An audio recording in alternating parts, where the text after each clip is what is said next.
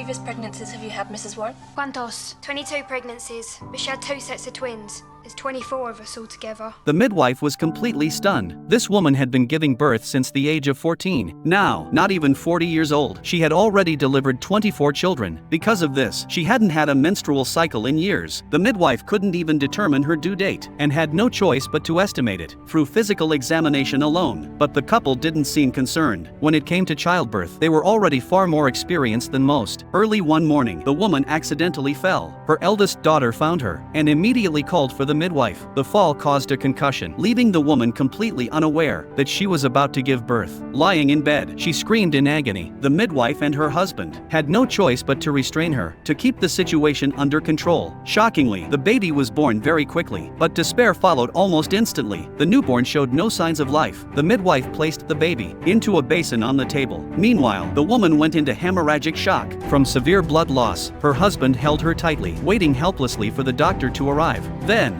the baby, who hadn't been breathing at all, let out a faint cry. What's alive, nurse?